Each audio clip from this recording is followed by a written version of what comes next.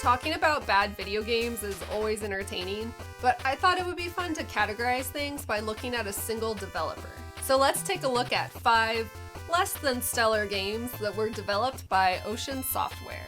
Ocean was based out of Manchester, England, and developed a lot of games throughout the 80s and 90s. A lot of these games were based on movie licenses or franchises, so you can imagine that a lot of these were hit or miss.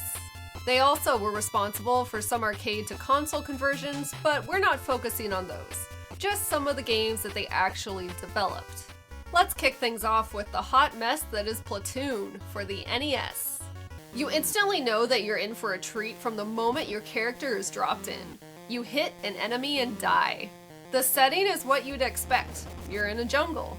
And it's just the same stuff over and over again. There are no visual markers to help you keep track of where you're going, so if you really wanted to get somewhere in this, you may have to draw a map. I was reminded of Friday the 13th by the fact that you can press up or down to walk deeper into the woods. But Friday the 13th at least had an overhead map. The controls are pretty aggravating. First of all, you hit up on the D-pad to jump, which I always hate.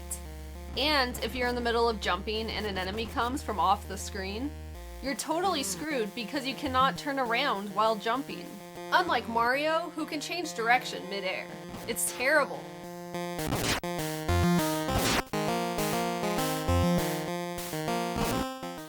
Let's keep things going with the movie theme and take a look at Robocop II, also on the NES. I like the intro screen for this game, but it gives you a false sense of hope that this could maybe not be terrible. Once the actual gameplay starts, you instantly notice the wacky controls. I hate the feel of this game. It constantly feels like you're sliding on ice, except it's not a frozen snow type level. He speeds up with momentum. I guess this is supposed to give him some weight, which makes sense in theory, and he does feel heavy, but this just doesn't work. And because of the controls, it makes the platforming extremely infuriating. Like, if you have to make a jump, there may not be enough space for you to run to get your momentum going. It's a whole lot of backing up and running. Also, is it just me, or are there an insane amount of fire hydrants on this stage? Instead of fighting enemies, you find yourself just wanting to jump over everything, because it's too annoying to stop and fight.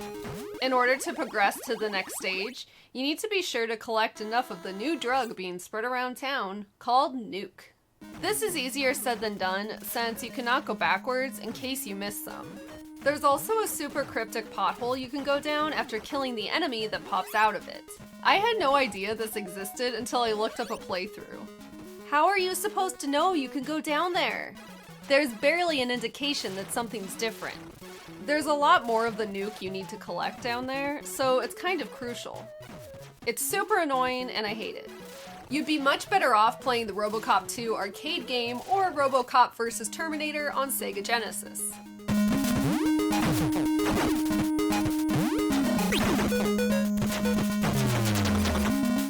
Okay, so I have a lot to say about this one. Before we get into the game, does anyone else remember the absolutely aggressive marketing campaign this movie had? I never ended up seeing the movie, but as a small child, I remember seeing promotions for this everywhere, especially the commercials. The McDonald's one in particular. There were clear mugs you could buy, kind of like the Batman Forever ones, and a Happy Meal tie-in featuring the characters in little cars.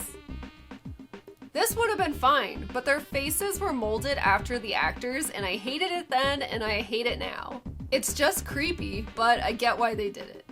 Which leads into finally talking about the game, which features a John Goodman-inspired version of Fred Flintstone. Right away, you know it's gonna suck because the sound effect that plays while scrolling through options on the title screen is really annoying.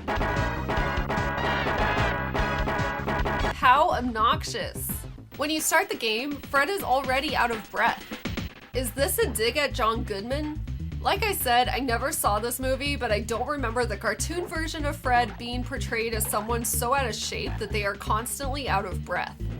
Your life meter is a stupid face instead of an actual life bar, and you don't get a lot of chances to mess up. If you're hit twice, you gotta start the stage over. The controls aren't super intuitive, and you have to know every little thing that's coming up. So it's all trial and error, to the extreme. I feel like this was a theme with a lot of licensed Super Nintendo games. You have to play this over and over so you can properly react to every minor element. For example, you have to know to hit a button on a ledge before platforms will appear that Fred can jump onto to progress. That's not so bad, but the big offender is when you jump down to a lower platform, you might get hit by an enemy or object because you can't see what's coming up ahead. To combat that, they made it so you can use the controller to change the camera's position, to check your surroundings before advancing. But nobody wants to do that every 2 seconds. What they should have done is just zoom the entire camera out. But they probably wanted John Goodman's out-of-breath face recognizable the entire time. For a weapon, you pick up and throw rocks, and you can even throw bowling balls. That all makes sense and fits the theme of the Flintstones. The checkpoints are super far apart, so even if you make it pretty far in the level, it won't matter if you didn't find the checkpoint yet. It's a really aggravating game that's simply no fun at all. I imagine a lot of kids renting it back in the day and then being stuck with it for an entire weekend.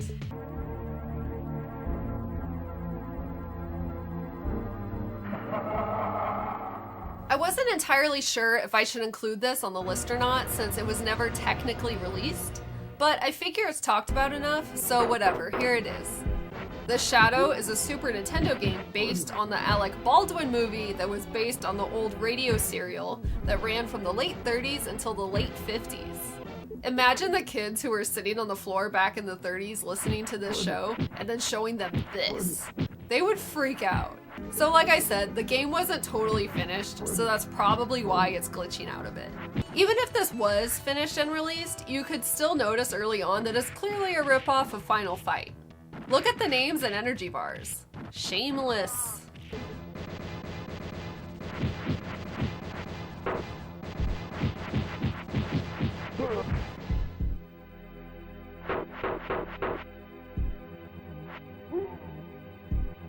Now let's end things with a Game Boy game called Alien Olympics 2044 AD. Wow, according to this timeline, we should be friends with aliens pretty soon.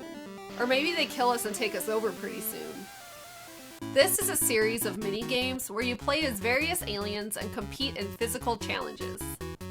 You want to play the practice stages so you can experience all the games without having to put in the effort to actually get through these abysmal challenges. The alien designs are pretty funny, and the one I'm playing as looks like a glowworm in a diaper. Or a messed up version of Baby Oopa.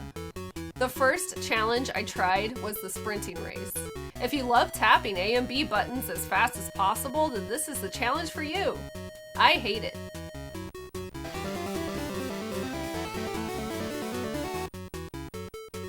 Next, you're leaping over lasers, so now the D-pad is included. I do appreciate them showing you the controls before each game. It's a nice touch, but not enough to save it. The controls for this one are terrible. I feel like you almost need 2 people to make this work. One on the D-pad and one on the buttons. It's super awkward and uncomfortable.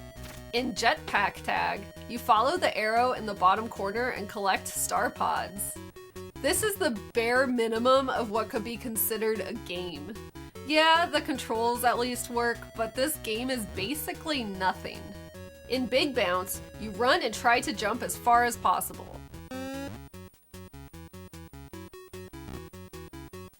The jumping animation is hilarious, and just for that, it makes this challenge my favorite.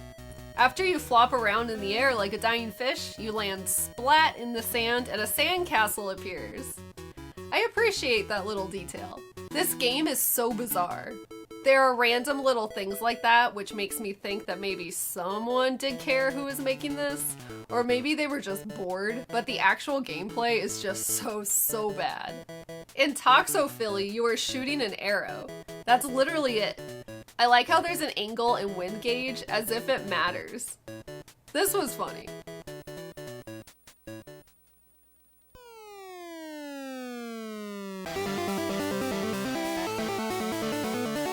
In Survival, it's a super lazy auto-scrolling maze level where you try not to slam into the wall or any items.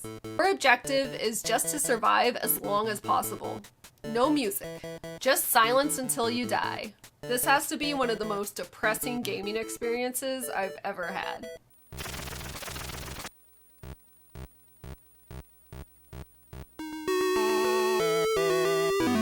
So do you agree with this list, or do you think I have it wrong about some of them?